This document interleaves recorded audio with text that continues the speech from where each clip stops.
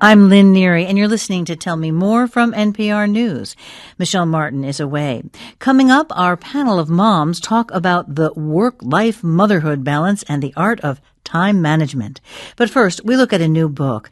Of the many peculiarities of the peculiar institution known as slavery, perhaps none is as hard to fathom as the relationship between slave owners and the slaves who were their lovers and sometimes the mother of their children. It is this relationship that Dolen Perkins Valdez explores in her novel Wench.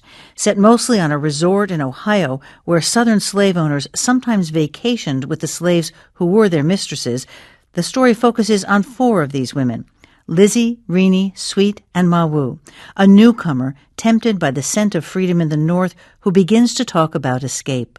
Mawu's defiance unsettles Lizzie's world and her complex relationship with the man who is her owner and the father of her children.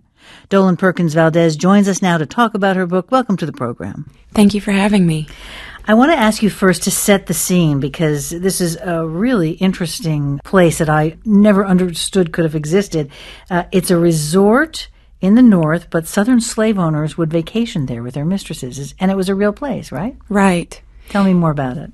Well, one of the things that allowed them to go there were the advances in transportation at the time. So they would ride the steamship up the Mississippi River and then veer off onto the Ohio River. And when they got off the ship, they could take the train up to Xenia, Ohio.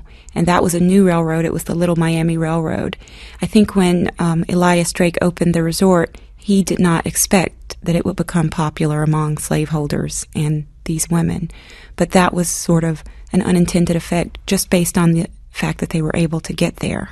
How did you first hear about this resort? I first heard about it while reading a biography of W.E.B. Du Bois by David Levering Lewis called Biography of a Race, and it was in the section of the book where he talks about the time that Du Bois taught at Wilberforce University. And he said, he was talking about the origins of Wilberforce University, and he said that it may have been, and I'm paraphrasing here, the most unusual resort hotel in America because it was popular among slaveholders and their enslaved mistresses. And I said, what? And I couldn't believe it. I had never heard of this before. And then he moved on to something else. And so it was sort of just one of those little historical footnotes that I tried to take and imagine what that place would have been like. And was it hard for you to just even delve into this history, some of the things that you learned? Maybe there were things you hadn't known before? Delving into the history was actually most fascinating for me. Finding out, for example, that many of the early students at Wilberforce University were the children of Southern planters. And I think that the historical research of it was really actually more fascinating than anything else because I didn't know any of this. Interesting. And the story focuses a lot on a slave named Lizzie, and her master, Drayle, began sleeping with her when she was barely in her teens. And if you could read a section from the book that sort of explains how that relationship with him begins. He brought her books. The first word she learned to read and write was she, and it delighted her so much she wrote it everywhere she could. She wrote it in the biscuit batter with her spoon. She dug it in the dirt out back with a stick. She sketched it in the steamy windows when it rained. When she pricked her palm with a kitchen knife, she squeezed the skin until she could write her new word out with blood on a scrap of cloth. She traced the word with her fingers on the smooth parts of his body while they lay together in the storeroom at night. She was afraid of him, but with each reading lesson she allowed him to take one more step with her. At first, he told her he just wanted to touch her tiny breast. Then he said he just wanted to place his hand on her hip. At first, he asked to touch her. Later, he did not. Each touch was like a payment for his kindnesses. And of course, Lizzie is 13 years old. She's so young and so vulnerable at this point. She really doesn't entirely understand what she's getting into, what price she's going to pay for these moments of kindness.